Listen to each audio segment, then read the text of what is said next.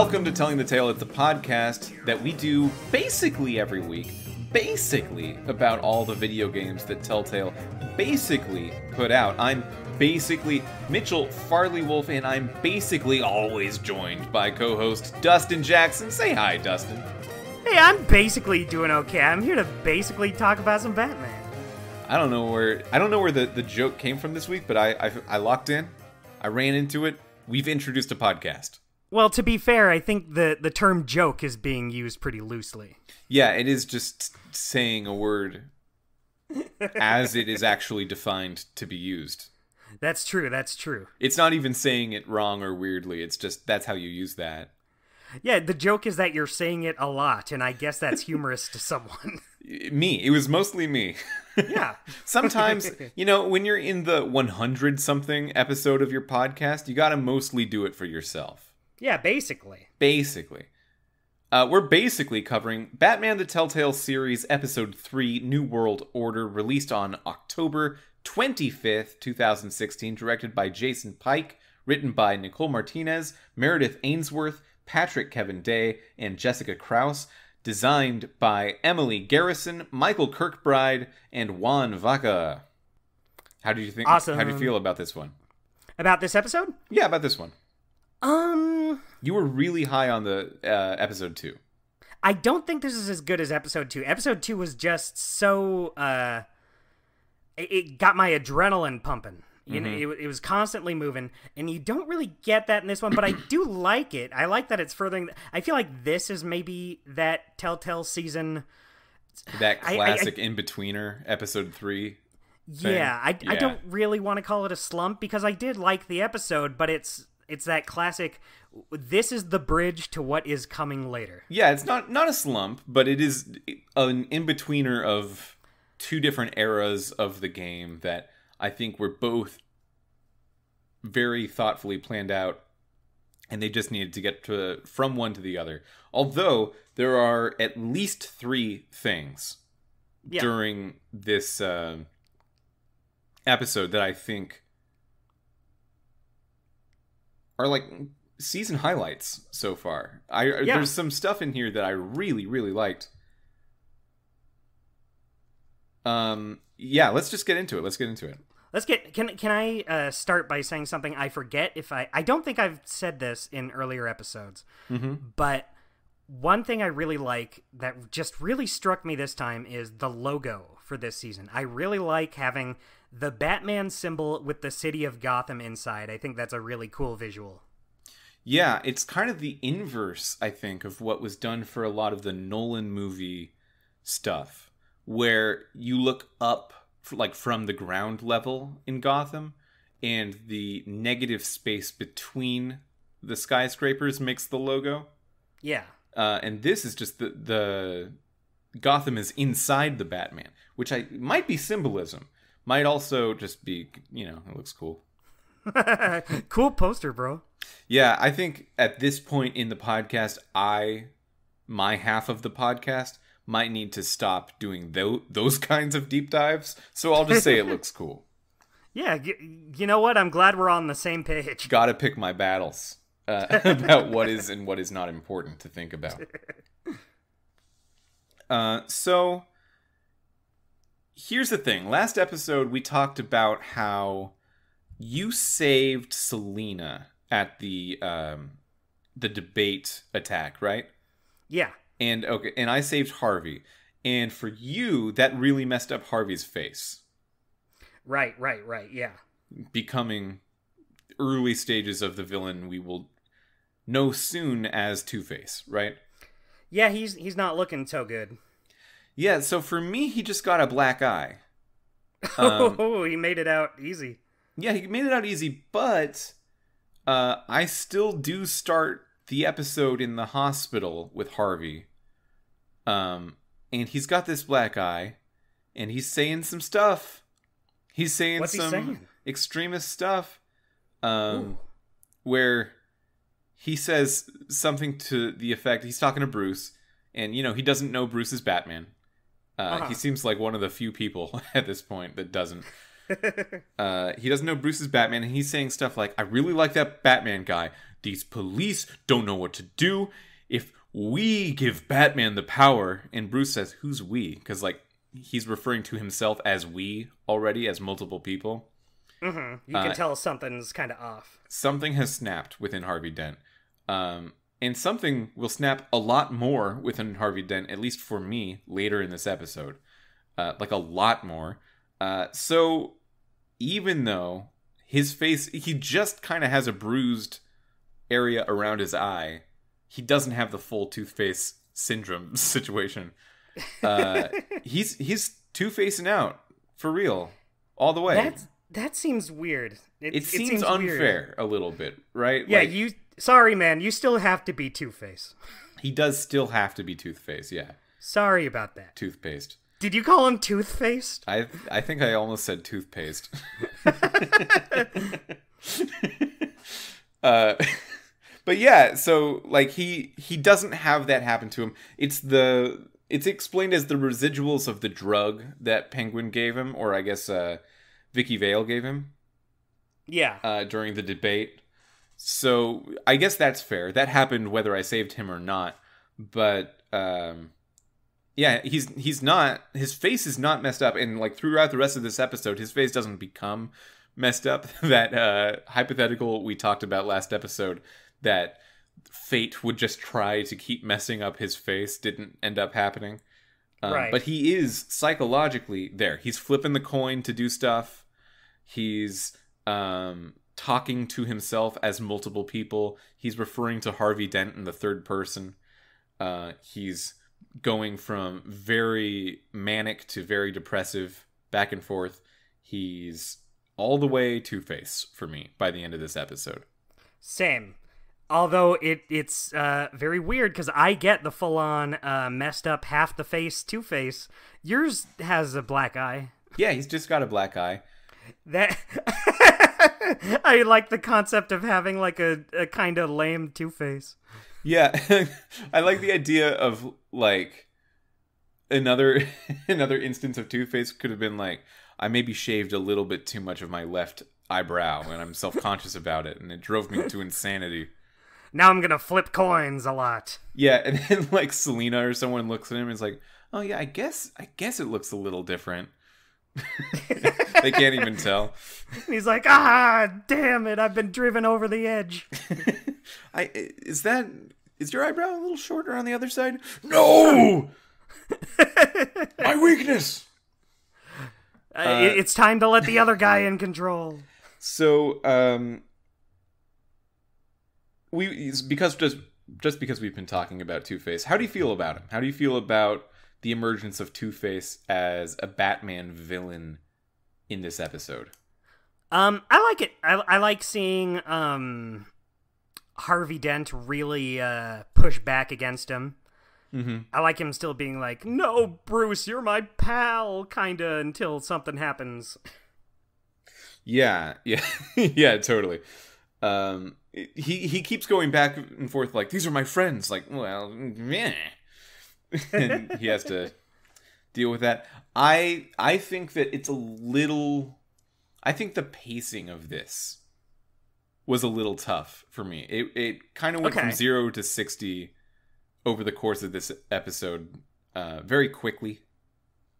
And I just don't buy it, because by the Harvey Dent that we left at the end of episode 2 was basically not Two-Face at all yet.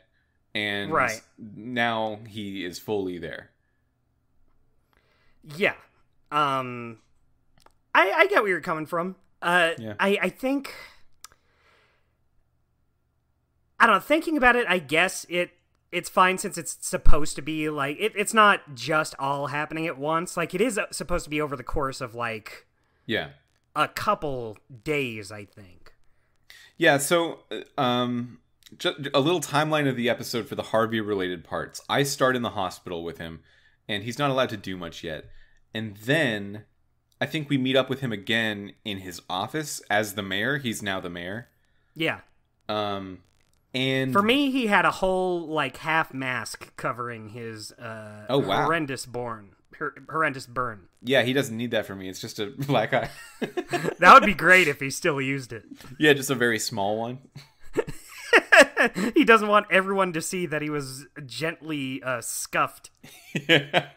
Yeah. So that's the second time we see him, and like during the hospital, he's got some like he's lashing out a little bit, but you kind of get the idea that he was just in a attack. He's going to lash out a little bit, and then later on when you see him like at his office, that's after the point where he apparently some people tried to mug him on the street, and he straight up punched them to death. Yeah. He's got these bloody hands, which in Shadows mode are very striking because the bloody hands of Two-Face are the only, and like the little bruise on his face, are the only colored things you can see on the screen. Yeah, that's true. I can imagine. For me, it's harder to make out because you have all the other colors. True. But you notice, but boy, he just straight up kills a guy. Yeah. And then is like, oh, that's fine. I can just do that. Well, it is self-defense, and I think that they said something to the effect of like these people were like repeat offender muggers. So right. It's not gonna, especially with Harvey Dent being the mayor and a lawyer from his previous job before mayoring, yeah, he's gonna get away with that. Yeah. So I'm guessing if you saw this, or I don't know if this is the same either way, but did you did you check up on him first or Renee Montoya? I checked on Renee first. Same.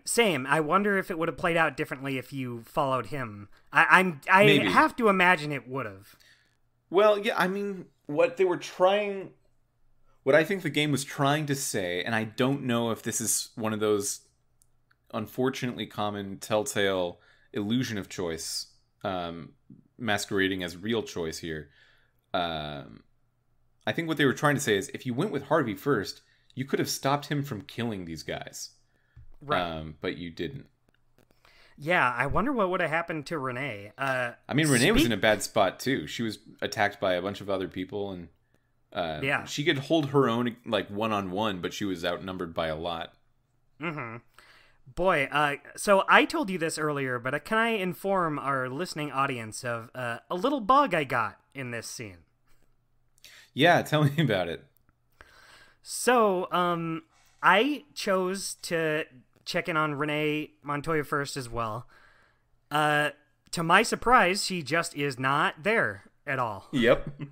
It took me a minute or so to realize she was not hiding behind something to not be seen by these guys. She just was not there. Mm-hmm. As in, she's supposed to be, but her model just decided to not show up. You're getting voice lines and everything still, though? I was getting voice lines and everything. I saw things hover in the air that she was picking up. They just decided, they probably get it. Yeah.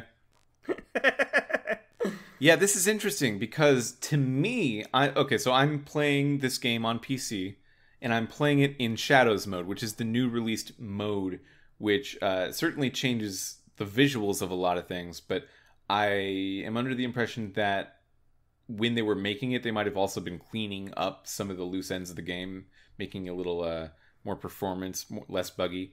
And everything I've experienced in this game so far feels like the most AAA,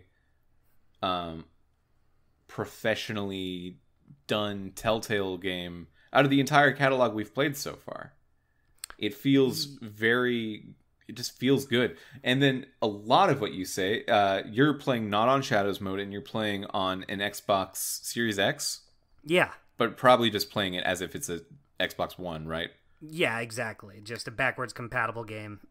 Yeah. Everything you're saying sounds very bad. Yeah, I mean, here's the thing. For the most part, it's totally fine. For the most part, it looks great.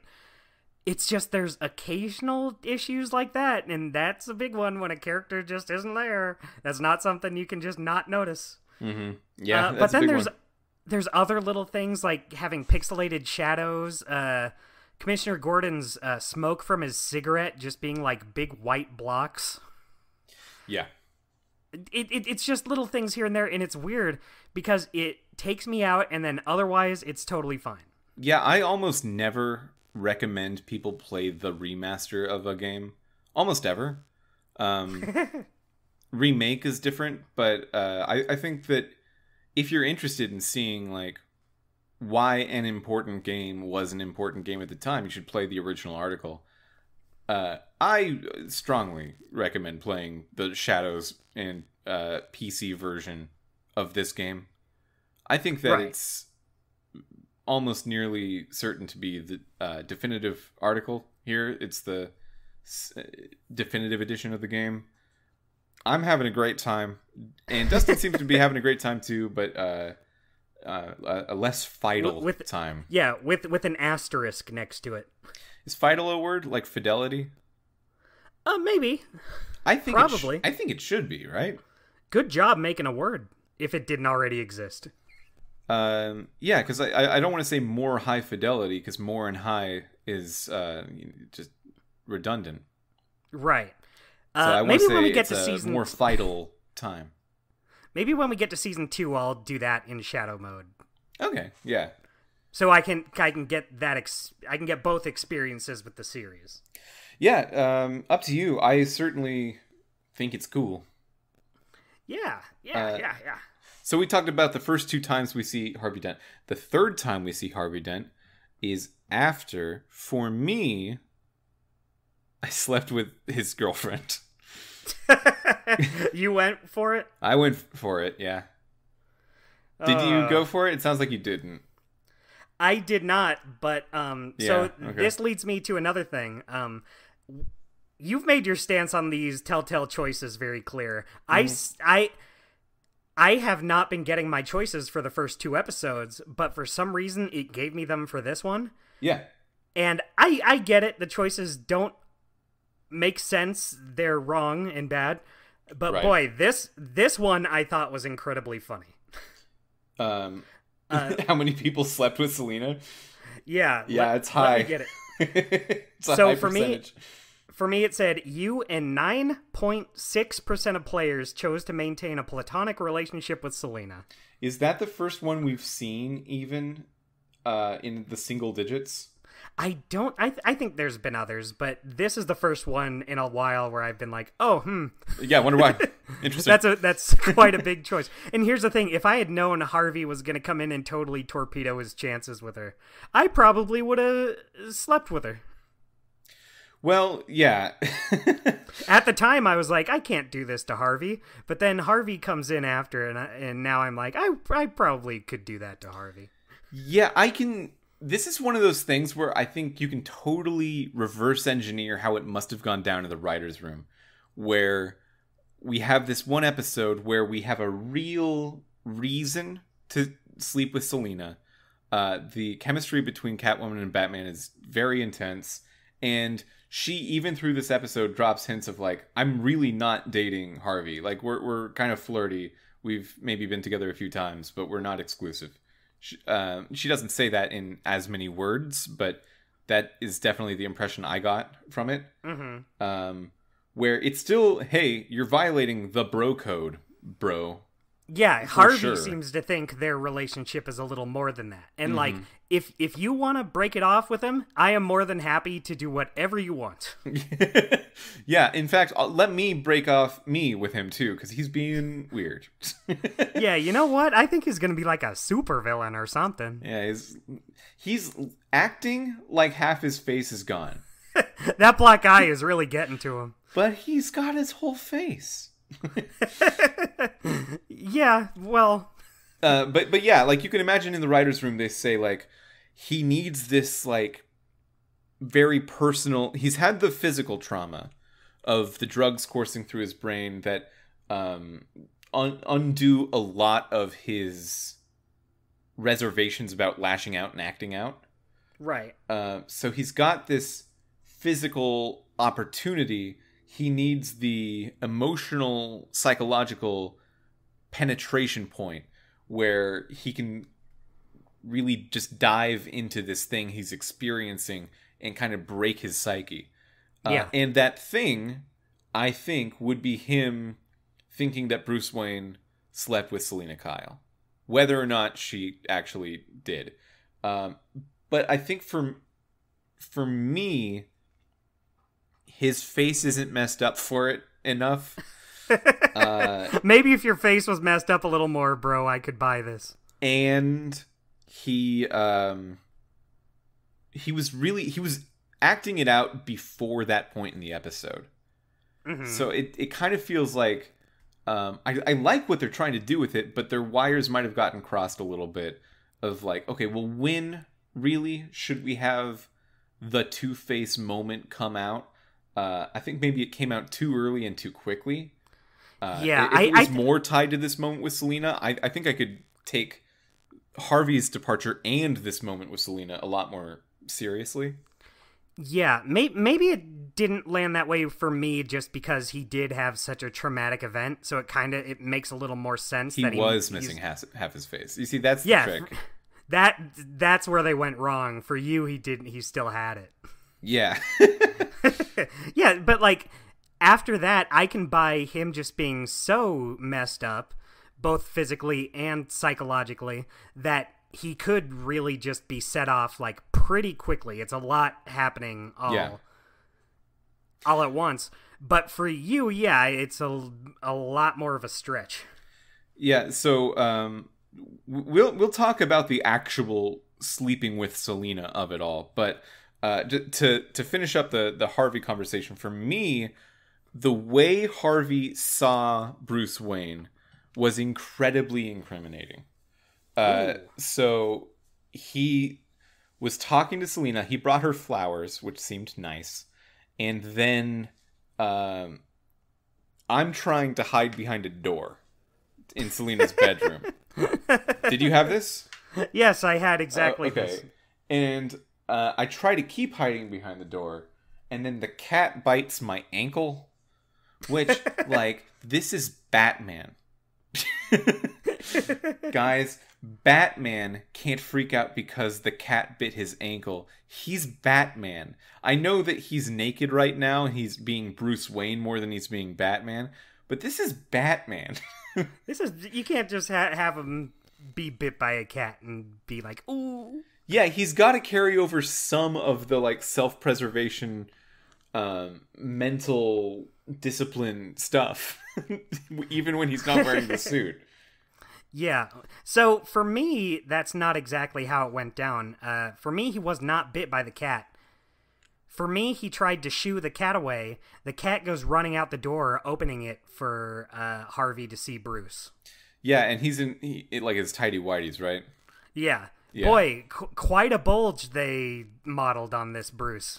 One of the most realistic video game bulges I've ever seen. Because I was like...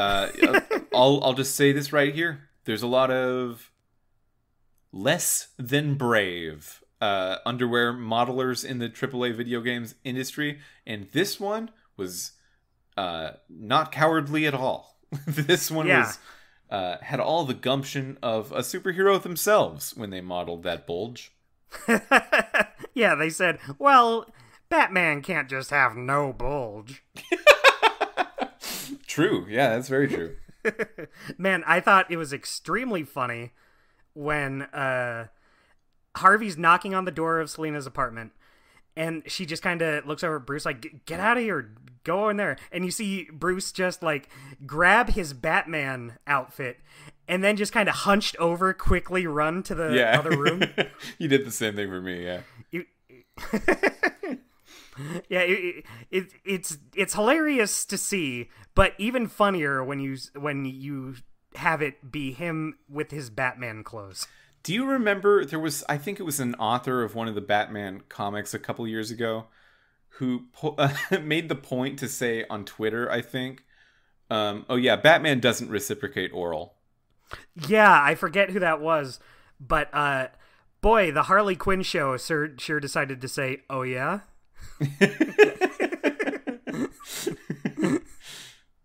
Well, it's funny because I think you can glean from certain if you wanted to, I don't know if you want to, but if you wanted to, you could conflate a certain traditionalist, conservative outlook on life with that behavior. And some Batman do definitely fit into that ideology. This Batman feels the most like he does, though. Yeah. I don't see this Batman as a selfish lover. This Batman is suave and I think understands the bedroom's intersection with politics. Yeah.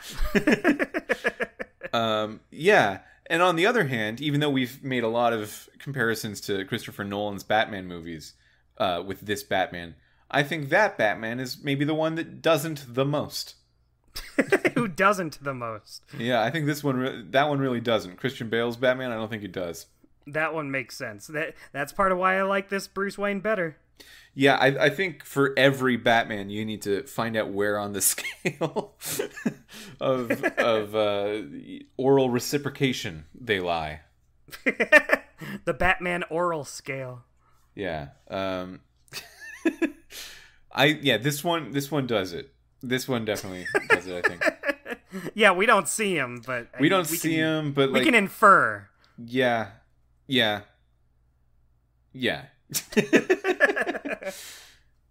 Okay, so earlier in the episode, I wrote down, I like Batman and Gordon's relationship here. I don't remember what I wrote that about.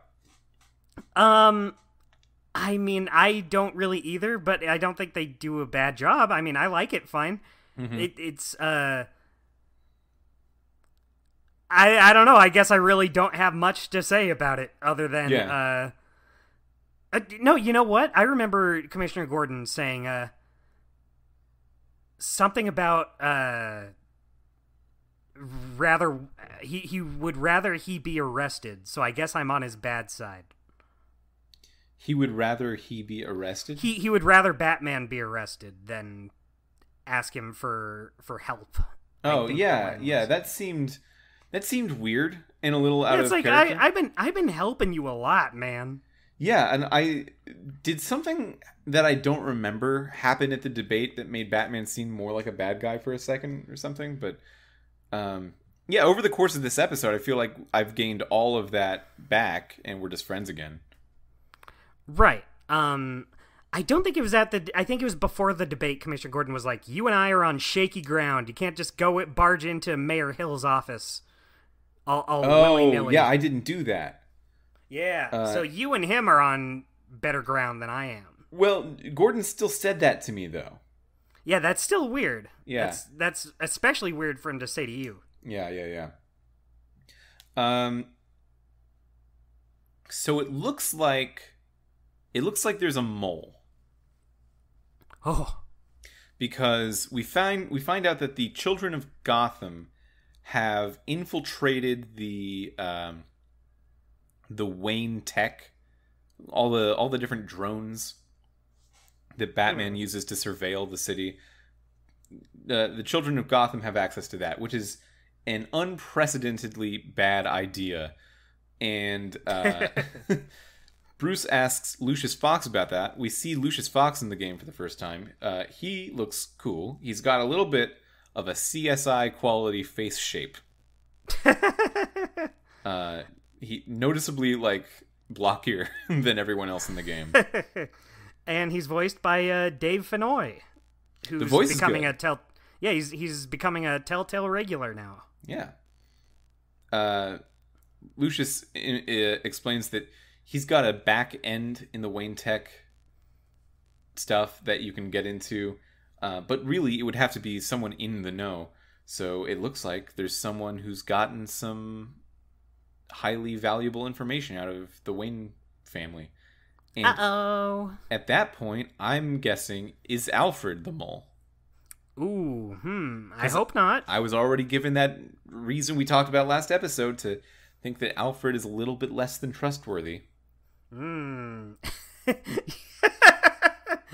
was it? I forget what it was. There was it was a different Telltale game when you were really suspecting someone. Oh, I do it all the time. I mean, it's the most fun part of these games to do. That's the best, when you just like have it out for one person in particular and then you're wrong. Yeah. I'm hoping that stays the case here. Yeah, I mean that's what makes it exciting to play through. Yeah, you make your own ideas of what might happen and see if they work out. Yeah, I think that would be a very interesting route, to be like, not only were the Waynes corrupt, but Alfred is a mole and is against you. Boy, that would be sad. Yeah, I'm thinking the ending of this episode might be trying to say who was the mole, even though I didn't give them very much information. Right. So I don't know why that would look like a mole. Okay, so anyway, right. You find out from Vicky Vale. Vicky Vale says, "Hey, I contacted the children of Gotham." And then Batman shows up and says, "Where's the children of Gotham?" And then Vicky, where are they? I'm and Vicky doesn't want to tell him where they are because of journalistic integrity, but then eventually does so. Yeah, I was like, are you stupid? People are going to die. Yeah, but then also when she finally gave it up, I'm like, are you stupid? All the stuff you said about journalistic integrity, it kind of made sense. So what's up? What are you doing? I like how it's a no-win situation where it's like, if you don't tell me, then so many people are going to die. If you do tell me, well, what was all that about the integrity, huh? Yeah, she fucked up by introducing the concept that I shouldn't like hear from her about it. Yeah, I guess you screwed yourself. Sorry. She was really getting on my nerves. So she tells you where they are. You go to like the train station, which is a kind of cool set piece. It's a train station, but it's a monorail train station. Yeah. So it's all up in the sky, and you're hundreds of feet above Gotham somehow. I don't know how this works, but this is just a thing that exists in Gotham. It can't be real anywhere in the world, right? Like, this isn't a real thing you can do.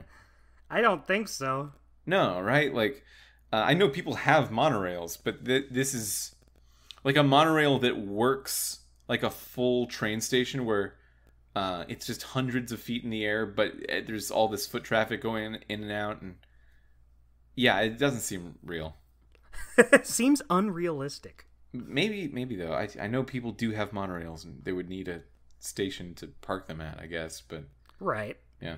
Anyway, you go there, and the character that we find out is not the Scarecrow, but is Lady Arkham.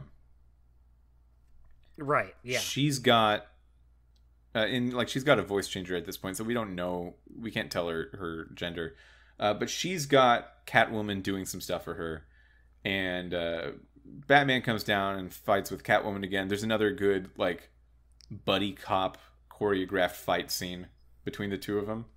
Mm-hmm. Except now they're both in costume, so I think it looks even cooler.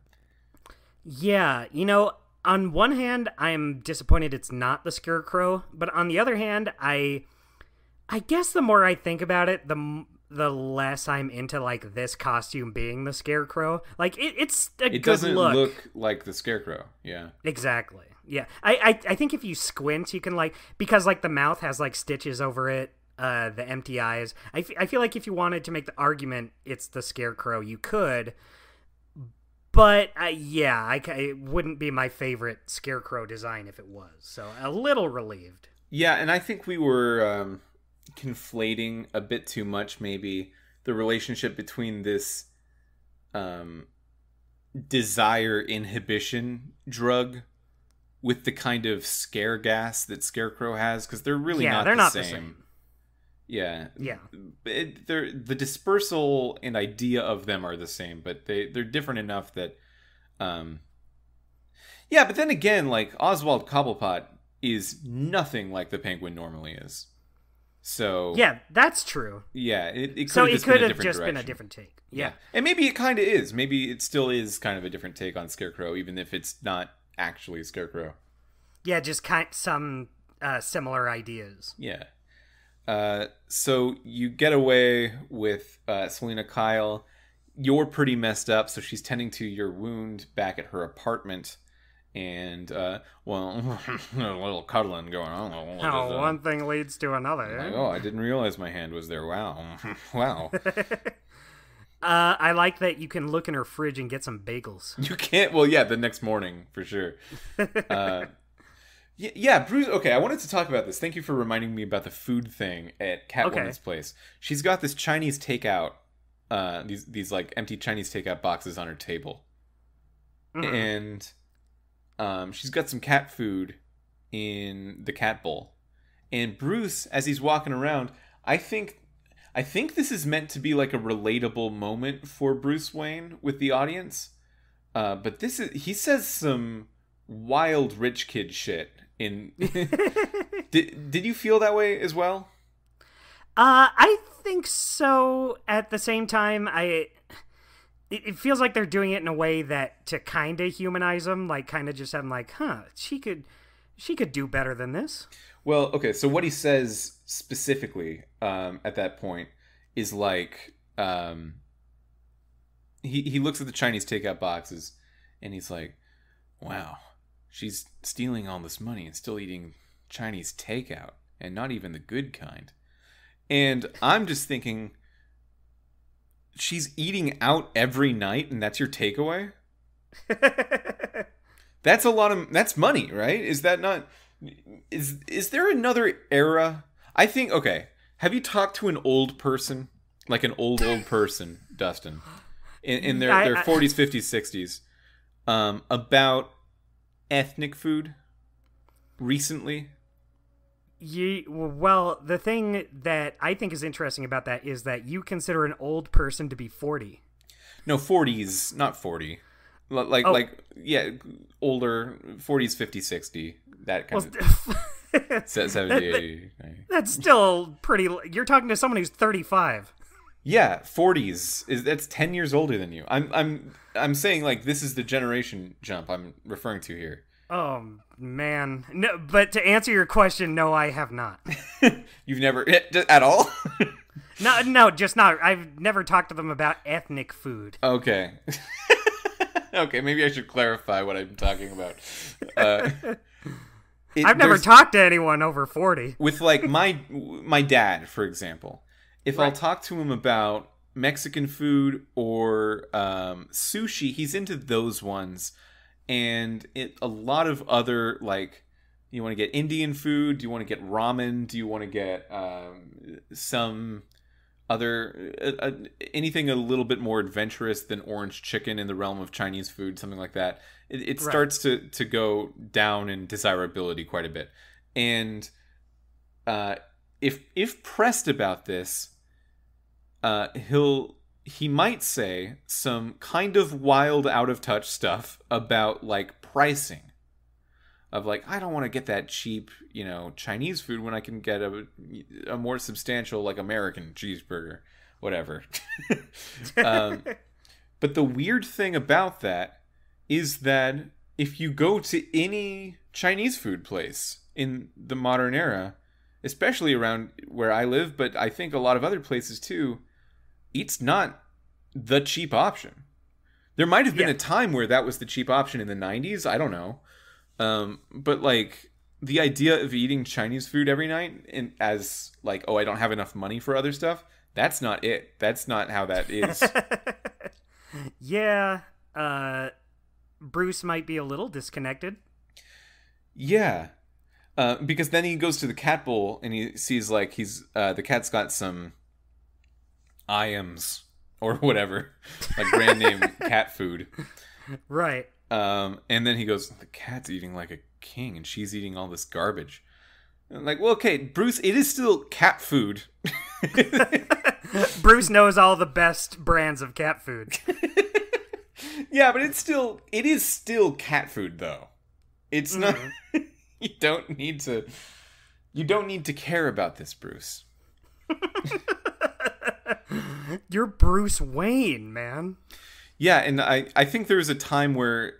The point I'm trying to make is, I think for some people, and it might have been in the Telltale writer's mind, I don't know, uh, Mexican food or Chinese food was considered cheapo. It was, it was not the premium restaurant variety you could go to. But Right. now it is. I think that is literally the opposite of the truth. I think the more local you go, the cheaper you probably go with food. And then with a Mexican place or a Chinese food place, you can pay over $10 for a burrito. That's not hard to do Right. at all. Yeah, I don't like paying $10 for anything. Oh, I'll pay way more than $10 for certain kinds of burritos. Right. I mean, I will. I just don't like to. Yeah. Oh, I would prefer everything be $1. Yes, please. Yes, please. Yeah, I don't know why I was hung up on that, but it was just like it was. This game came out 7 years ago, Right. and B, even then, I don't know if that would have tracked as something that is true about Chinese food at the time. But I can totally get that there would have been a time where that was true. Yeah, I get that, but I also do like that it at least shows Bruce does want to get to know Selena more. He's looking around, he's taking an interest in how she lives. I like that at least. Yeah, sure. Why not? Yeah. Yeah, sure. Okay. Then the Harvey Dent stuff happens.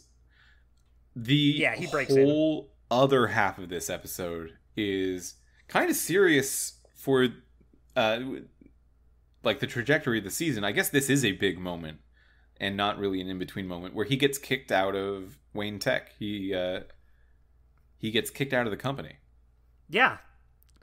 I feel like it feels it's massive for Bruce Wayne. This is probably the one of the biggest things in his life going on right now. Me as a player, I'm I get that this is big, but I'm more interested in his relationships with other people than with his company. Yeah. Not to say I think it was done badly or anything. I definitely not. I am interested. But I just think when it gets into stuff like companies, that's when I'm a little less. At all. Just well, you know what I mean. Stuff like Bruce Wayne being shut out of his company. I just think I'm not as interested in as I am his friendship with Harvey or his relationship with Selena. Sure, I get that. To the way my Bruce Wayne was answering questions when asked about it was always okay, the Children of Arkham thing is way more important to think about right now, though. Yeah. So yeah, I'll get kicked out of the company, but I mostly need to be in the company to figure out this Wayne Tech compromise thing. Yeah. So I told Lucius to stay because I need someone on the inside. I told him the same thing because he was about to quit the company when Bruce Wayne was kicked out. And you can give him the choice to either work for Bruce directly, which is, I think, what Lucius wants to do, or stay at Wayne. Yeah, it just seems more important to have someone there. Yeah, especially because, here's the big twist, the board says, look, we want to distance ourselves from you right now. It should just be temporary. But in the meantime, we're going to bring in Oswald Cobblepot. That's okay, right? Yeah, do you like that? I saw a smile. I saw it. I think you like it. It's your old friend. Just totally stone-faced the whole time. Yeah, he likes it. He likes it. Yeah, and by the way, this is the first time we see Oswald in a suit since episode 1 at the party, and I clocked that because they keep doing that very interesting choice of making Oswald's tie yellow in a black and white world. Yeah, that's interesting. It's because I forget what all colors you said stand out. Red, obviously. I mean, it's not every red thing though. It's just certain things. It's not by color. You feel like they're just highlighting the very important things. Yeah, it's clear that some things in the world are allowed to be the color they are. Most Wayne Tech glowing stuff is the color that you choose for it. Harvey Dent's black eye is purple. Like the blue vein know. stuff on their mouth when they get drugged. That's there. Yeah, that's cool. That makes sense. Yeah, and Oswald's tie, which is probably because it's maybe mimicking like the beak of the penguin mask. Huh. I don't know if they're going for that on purpose. I don't know. Yeah, it's still like a very conscious choice.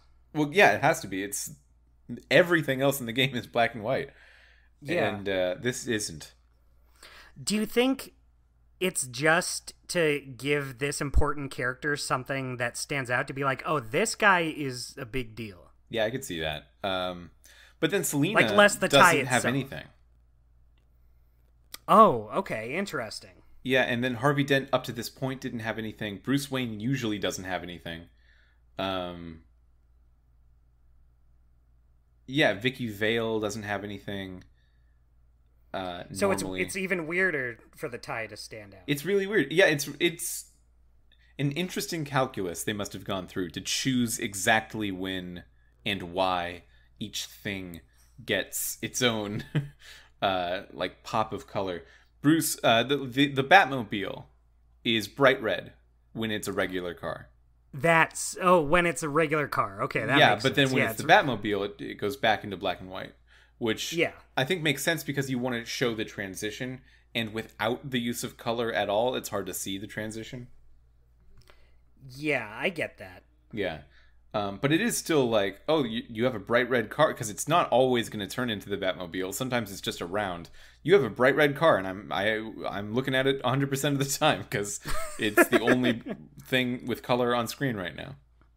Yeah, I'm very interested in doing the Shadows version for season 2.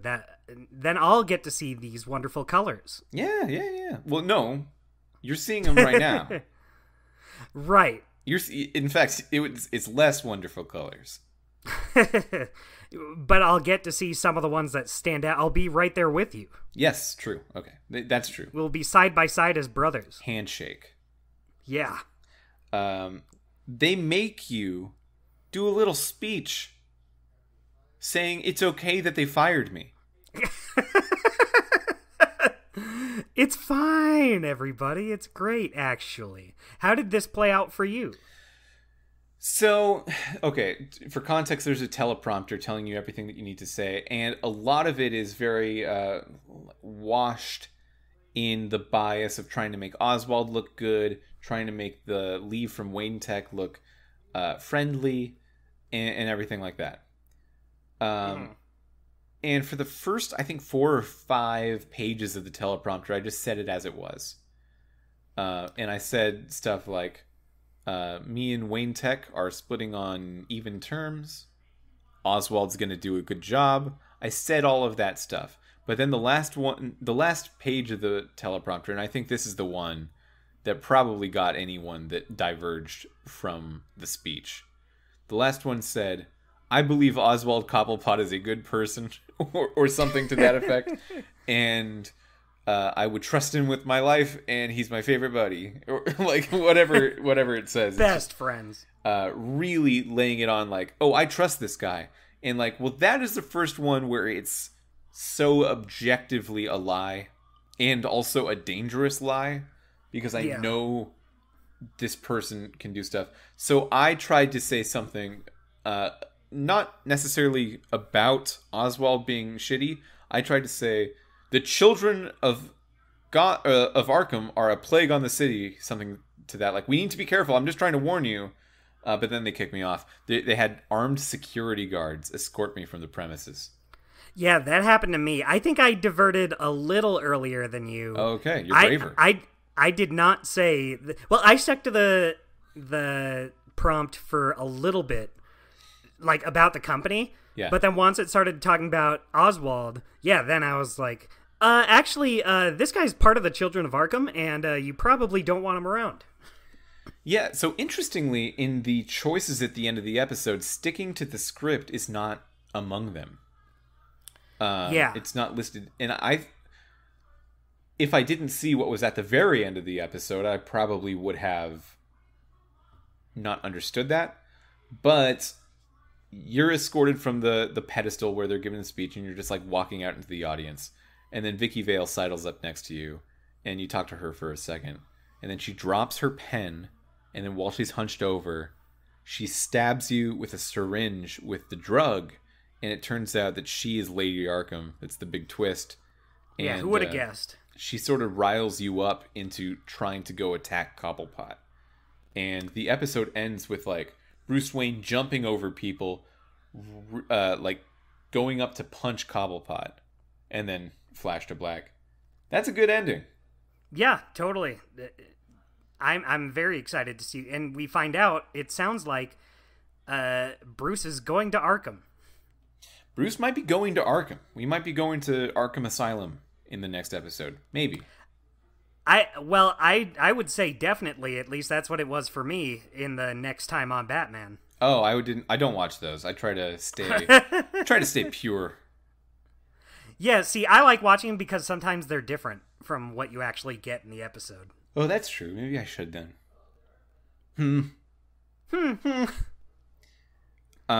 So yeah, I guess even if you said the script all the way through as it was, you're still going to attack Oswald at the end.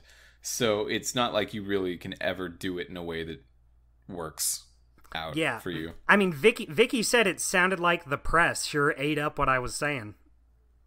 Well, yeah, I think she's probably a liar about a number of things now. Right, but that seems like something that, what would she gain from lying and saying, oh yeah, everyone loved that? So then you look around and everyone's just like really looking at you all pissed off. Yeah. Well, I think she was. I thought she was being sarcastic. Oh, that could be. I was a sucker and just believed her. I did some digging just to make sure. I had heard the name Vicky Vale before. It turns out that she's the reporter in the first Tim Burton Batman movie as well. Yeah. She's a long-time established Batman character. Lady Arkham is also a long-time established Batman character. But I think until this game, they've never been the same person. Ooh, interesting. Yeah, I don't know everything about Batman. I hadn't even heard of Lady Arkham. Or, yeah, Lady Gotham, right? I thought it was Lady Arkham. Oh, now I'm confused. I'll look it up. Batman, Lady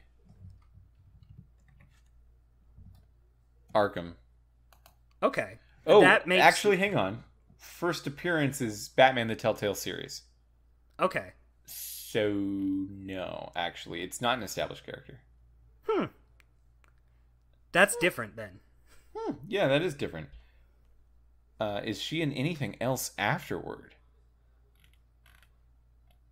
Doesn't look like it. I'll try not to read ahead of the game here. Nope. Oh, okay. It says that Lady Arkham might be inspired by Jason Todd's run as the Arkham Knight from the game Arkham Knight. Ooh. So both are pre-existing characters in the Batman community or continuity, but been given a new antagonistic identity within their respective games based on the corruption of Arkham Asylum. Interesting. Yeah. So similar ideas across both characters. Similar ideas, probably, but I'm sure Telltale's going to take it in a very different way. Yeah, I mean, I'll say this episode does continue to get me pumped for where it's leading up to. It's not like Game of Thrones where even though I was enjoying it, I kind of felt obligated to write it out. With Batman, I'm like, oh, what's going to happen next? Yeah, I'm very excited to see what happens next. I want to know why Vicky is so mean. Yeah, I thought we were cool. Yeah, because the twist in this episode is that Vicky is mean. But I think the twist in the next episode hopefully should be, Vicky, why mean?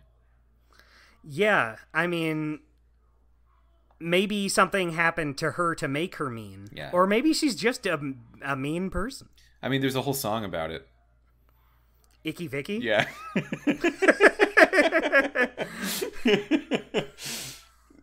Wow, I got it. Yeah. Yeah, okay, so I thought Lady Arkham was an established Batman character. Turns out I'm wrong. Just Vicky Vale is an established Batman character, and she's never been an antagonist like this before, so that's interesting.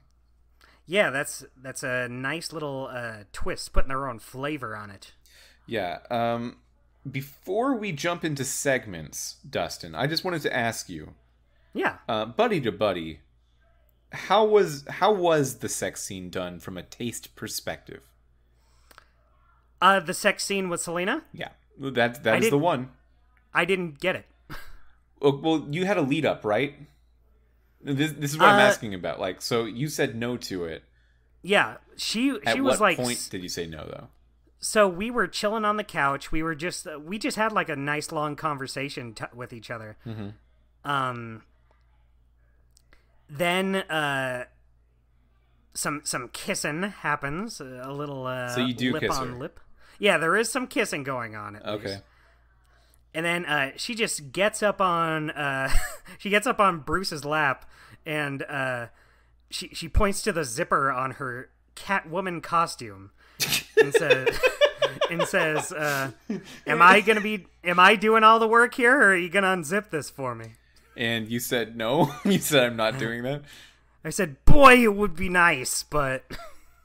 Wow. Okay. But Harvey Dent is my bro, and he's not on this same page we're on. On the dialogue option, did it mention Harvey, or did you just say no because that was your reasoning? Yeah, so you just choose to say, we shouldn't be doing this, and then Bruce says, he brings up Harvey. Oh, okay. And does Selena agree with that idea? I mean, she doesn't, like, hate you. She doesn't, like, have her feelings hurt. She's just kind of like, okay, all right, whatever. You can stay here. I'll get you a drink. They get a drink after. They're still friendly with each other after. It's not like you totally shot her down. Yeah. I was wondering, so I did pull the zipper down, and I was wondering how far they would go with this, because, Batman stuff isn't typically, there's typically not full nudity a lot of the time, but Telltale did do The Wolf Among Us with full nudity. That's true. A lot of full nudity. So, like, they've done it, and I think there's been some kind of casual corpse nudity in CSI, which is gross. Yeah, that's my least favorite kind of nudity. One of the worst kinds. Same. Yeah, I'm glad that we agree on that. But I thought this would have been, like, if they're doing that kind of stuff, this would have been a good venue for it. They did not choose to do that. There was none. She was wearing underwear underneath her Catwoman costume. Of course. It's very funny to call it a costume in this specific scenario. Yeah, Batman and Catwoman had to take off their little costumes to have sex. Yeah. Yeah, I thought it was done well from my perspective. They only go on for like maybe 30 more seconds after that point for me. Right. And then they wake up in the bed together, and they both somehow have underwear on already. You're catching them post underwear. Yeah, it looks like they both woke up at like 4 a.m. to put underwear on. Yeah. And then went back to bed in the same spot. Yeah, Bruce is still out on the couch. It's morning, but it's dark out. Oh, he's on the couch for you. For me, he's in Selena's bed. Oh, yeah, interesting. For me, I slept out on the couch. That makes sense. Yeah, since we decided to not have the sex. Well, so far, my Bruce Wayne has had sex with Selena Kyle, and yours hasn't. And my Roderick Forrester got engaged to Elena, and yours didn't. I'm so glad you brought that up, Mitchell. Yeah, it's just interesting, huh? It's just interesting how that keeps happening. Yeah, it's pretty cool. I just think it's worth noting. I don't know. Yeah. Interesting. Well, let it be known that if the opportunity comes up again, I will take her on it. Well, you see, it's that kind of language that I don't think's doing any favors. See, if only I was more like you. I wasn't gonna say it out loud, but and I wasn't gonna say it sincerely. Okay, so let's head into our segments. I think it's time. Okay. Let's see. Oh, wait. Before we do our segments, can I say one thing that it's like totally unrelated, except it's Batman related? Yeah. Okay. Just because I feel like it'd be weird to bring it up after. Okay. A friend of mine played a movie earlier in the week that I watched with them called Batman versus the Teenage Mutant Ninja Turtles. Ooh, how was it? And it was fun. It was great. I thought it was lots of fun. And something I thought was interesting is it felt like a lot of the tech in it was right from this Telltale game, which I'm sure is just, a coincidence. It's not like it's the most creative take on Batman tech, but I looked at it and I went, oh, that is like almost exactly like it is in the Telltale game. Interesting. Yeah, fun movie. Just thought I'd bring it up while we're talking about Batman. Is that like in the continuity of the animated series or something? It's its own continuity, I want to say. Because it seems like it's not like alternate universe shit where like the Teenage Mutant Ninja Turtles come through a wormhole or anything. In this world, it just is, Batman is in Gotham, Teenage Mutant Ninja Turtles are in New York, they come to Gotham chasing the Shredder. It is weird when New York is a city that exists and then also Gotham exists separately. It's weird that you can have both. Yeah. Yeah, okay, that's cool. Yeah, it was crazy because all of the Arkham inmates, they got the Teenage Mutant Ninja Turtles mutagen, and so they mutate into crazy, scary animal creatures. Ooh, what's the Joker do? The Joker's a big cobra. That's good. Yeah, Spitting with a venom? big toothy grin. Yeah, Ooh, and guess what the Scarecrow is? Actual Scarecrow. Yes, he's a crow. A beak like grows out of the like hood he has on. Okay, and is the Penguin a penguin? Penguin is not. Penguin is in the movie, but he's not in Arkham, Gotcha. so he doesn't get transformed. But Two-Face might be the best one. Okay. Both sides of his face are a different cat head. Is it like one's a mean tiger and the other is just like a calm, like domesticated cat? They both seem like just domesticated cats, but one is angry. That's great. Yeah, it's really good. That's great. I don't know why, but I see Harvey Dent as a feline type animal. He's tigerish. It just kind of works, and I don't know why. Yeah, he's got a tigery vibe. Yeah, Okay. but okay, that's all I wanted to bring up. We can get to our little segments. Sure. Golden moment. Yeah. Oh, you go ahead. You sounded like you had yours all figured out. I liked. I thought the moment in which Harvey Dent found Bruce in Selina's apartment was pretty well done. Okay. Yeah, in that specific moment, we talked about problems I have with like kind of the journey pacing of of the Harvey Two-Face Dent, thing. but Yeah. in that specific moment, I thought it was good. I get you. That's a good one. Mine is somewhat related to that. I just liked Bruce and Selina talking in her apartment before sex didn't happen. Yeah, that was even better for me. Yeah, and that one didn't even end up being your golden moment. Yeah. Boy, you really took it for granted. Dime a dozen with these Telltale games. It feels like it happens every time for me. Yawn, been there, done that. Been there, done that. Yeah, remember Roderick. How could I forget? But no, I feel like that. Those are just the highlights of this season for me so far, are when we have Bruce and Selina together. Maybe I should have taken her up on her offer, because I think it really is just my favorite parts of the whole season. Just getting to, not just this, seeing the human side of both of them and seeing them interact and just have great chemistry. Yeah. I think it really works like every time. It's interesting that I've only picked this up after the fact that we've played it through. We've played like 100 of these games now, and this might be the first time. I'm just trying to think if there's been anything else where it's been like a real, actual love story about a relationship. Tales of Monkey Island, kind of. Tales of Monkey Island has it. Yeah, you're right. Yeah. I guess there's a difference though in like that is a love story. This is like a romance story, like starting the relationship. That's such a common thing. That's an established marriage, and this is a relationship blossoming. Yeah, I would say it counts though. Still, yeah. I can't think of many others. Surprisingly rare for the kind of game this is. Yeah, it's a narrative focused thing, and they don't want to focus on relationships almost at all throughout these games. Yeah. I forget if there's like, you get some. I was gonna say you get some in Walking Dead, but it mainly is like side characters, like Kenny and his 2 wives.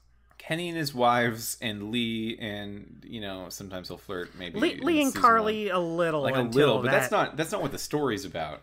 In the way that Batman does seem to be shaping up to be a love story about Catwoman. Yeah. Also, the Lee and Carly thing does not go very far before something happens. Yeah. Yeah. No, I agree. It's interesting that it's taken this long to have that be like a major focus. But it works. It totally works. Yeah, it totally works. It kind of makes me want something that is more like still using the Walking Dead kind of narrative formula, but like lean into it. Actually do a dating sim. I think that would be very interesting. Especially if you like quantify if they do it like dating sims historically have, where you're one of the very few eligible bachelors in this huge amount of potential mates, and they all can like develop in and out of love with you based on how you react to them. The Telltale approach probably has more merit to it in exploring that kind of format than a lot of the formats that are typically used for it. Yeah, they should make a game and call it Date Night at the Inventory. They should make Date Night at the Inventory. That's jokey though. I want to fall in love for real. Get this humor out of here. My love is not a joke. My emotions are not to be trifled with, young man. Sorry, man. Jeez. My emotions are not to be trifled with. I feel you. But yeah, I would love to play a game like that. And yeah, it doesn't seem like The Expanse or Wolf 2 are that, but that's fine. Yeah. I guess on one hand, I'm glad they don't lean into it like super often, just because it is such an easy go-to for a plot. Like we were just discussing Disney movies before this. I would say 3/4 of those movies, maybe that's too much, but a good chunk of Disney movies revolves around a relationship between 2 main characters. And that's fine. It's totally fine. It works. But I kind of like that Telltale doesn't just have to fall on that every time. Only sort of, though, right? Because, like, right. Beauty and the Beast, yes. Little Mermaid, you have, like, Ariel's the main character, and Prince Eric is this object of desire, but they're not, like... He's not going to become talked about in the story in any way that actually matters. Right, but it is still about 2 characters falling in love. No, it's about 1 character falling in love. And I think that's a huge difference. Because she might have some off-screen reasons for really falling in love with Prince Eric, but she doesn't have anything other than, like, I am looking within myself and finding that I would like to be with Prince Eric. And in the real world, that is a very selfish, destructive approach to relationships, where you're trying to feel like, oh, you know what? When I say I have a crush on her, what I actually mean is I really like the idea of ending up with her, but when I'm with her, maybe I'm not even listening to her because I'm so focused on the idea of ending up with her. And like that writing, I think, permeates a lot of Disney movies. I do think Beauty and the Beast and a couple others, like for actualies do it. Like they are real love movies about love movie stuff. Right. Yeah. I just mean more like a relationship between characters is a big plot element of a lot of stories. Sure, yeah. But that's not really what I'm talking about with these Telltale games. Like, that's not the thing that I'm interested in seeing so much. I want to see, like, character dynamics between the two of them really play into a romantic relationship, and what you can do with that from the gameplay standpoint, rather than just like one character pining for another, which I think is really weak, and that's not much of anything. Right. No, I get that. I'm just saying I'm glad Telltale doesn't have to have like romance be a huge factor all the time like some other things do. Yeah. But I like that they are doing it here, and they're doing it well here. Yeah. Oh, same. Yeah. Same. My choice cut was deciding to sleep with Selena or not. Yeah, that's a good one. Sounds like it had some good results. Yeah, what was yours? Mine, maybe a little more important than that. The press release at the end. Yeah, okay. I like that you can just choose when to deviate from the script. And I felt like I did a pretty good job. Sounds like you did a pretty good job. But I like that that's filled with so much freedom. It's up to you to choose when the right moment is. You could deviate from it right away. Yeah, that's one of those things that I would strongly doubt if that has a lot of actual, like, flowchart impact on the next two episodes. Yeah, but I just like the superficially feeling like I'm making a choice. Yeah, there's something relating to that choice earlier, by the way, that I forgot to mention that I really want to mention was, I forget her name, but the chairwoman, is it Dolores? No. Regina. Regina. Yeah, it's either Dolores or Regina. Regina talks to you before the board convenes, and she says a lot of stuff that makes it seem like she's, you know, trying to be calm to you and trying to be on your side, and maybe would even vote in favor of you, but, like, you get the feeling she's not going to vote in favor of you. Yeah. And she says something to Bruce before she goes. She says, families like ours need to flock together. And that feels so elitist. Families like ours? What do you even mean by that? Like, has money? Is old? Like, what do you mean? I guess people can be old, yeah. Well, I mean old in the city. Like, old, like you've Right. been in the city for a long time and therefore are worth more. Like, that's why we need to hang out together. We gotta stick together for one another. Yeah, it just feels so...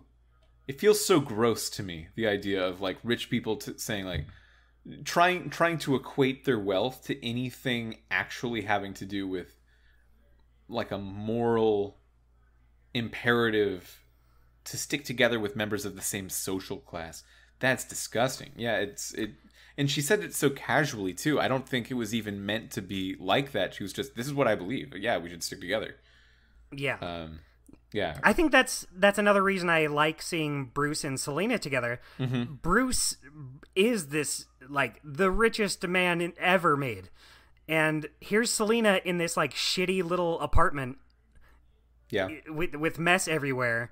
And that's fine. Bruce isn't like, oh, shit, who am I getting mixed up with? He's just like, oh, okay, you eat the bad Chinese food. That's fine. That probably costs, like, $20 for a meal. Still, though, like, Selena and shows Bruce that actually Bruce probably are much more like each other than otherwise, just because the metric of social class isn't being considered. It's every other metric of, like, how do these people solve their problems? What is their approach to justice in the world? It seems very similar. They Definitely can get along on that real stuff. Yeah, I like that a lot. Who's your weekly guy, though? It's Selena. Ooh, yeah, nice. Yeah, no, I did a three-peat of Selena stuff this time. I mean, it is just, like, my favorite part of the whole season. Yeah, it's good. Yeah, I didn't want to just fall on Selena again. I could have, but I did like Harvey in this episode. I know you had your issues, but maybe it is just because I got to see his face get all burnt up. Yeah, I bet that mattered. Yeah, like I buy more that he would descend into madness a little faster with these traumatic events. But yeah, I liked seeing. One thing I really liked was seeing him like at the beginning still being like the Harvey, you know. I liked coming in and being like, "Wow, you look like Two-Face, but you're still being like so nice to me in this hospital." Yeah, that is nice. Yeah, and like I really liked seeing him like really grapple with what was happening in Selena's apartment, because you see that other half of him coming out, but then you see him like trying to gain control again, being like, "Shit, so, you guys, this is a little embarrassing. I don't really want to do this," Yeah. but yeah, I just thought it was interesting seeing the turn with him. But you know, I stand by, like, these have been my 3 weekly guys so far: Bruce, Selena, and Harvey. And I just feel like in every episode they've all been pretty on point. I think it's a good sign when your favorite characters are the ones that get the most screen time. Yeah, totally. I'm not sitting here being like, "Oh, I liked Hot Dog Man." Yeah, Hot Dog Man. I forgot. I thought you were just making a joke. I forgot we went with the guy in New Tales from the Borderlands. Yeah. Yeah. Anyone except our main heroes, basically. Yeah, no, we said Hot Dog Man one time. What's his name? Everyone else it's like sucks. Beverly Hot Dogs or something. What's his name? Hubert Hot Dog, was it? Hubert Hot Dog, yeah. Oh, my name? Man, Hubert Hot Dog. The way he delivered that line was very good. They should keep him around. Yeah, that game just only came out in 2022. And he was the best part of it. That's so recent. It already feels like a million years ago. Yeah. Because we bring it up all the fucking time. Like, every episode I'm like, well, unlike New Tales from the Borderlands, this is actually good because blah, blah, blah. Yeah, it is unfortunate because those people are still working at that job, and it's not like we can really... Yeah, nothing personal, guys. Nothing personal. I'm sure you're all working very hard. There was something that didn't come together in that game, and who's to say what that was behind the scenes? We don't know. Who's to say? We don't know. I'm glad I'm enjoying Batman more than that. I'm glad I'm enjoying a lot my more. time with you, Dustin. Whoa, more than New Tales from the Borderlands? A little bit. Wow. No, that's the nicest thing anyone's ever said. Well, I'll say a lot of nice things to you next week, I guess, where we'll talk about episode 4 of Batman the Telltale series. And until next time, have a great summer. Have a great summer. It'll be over before you know it.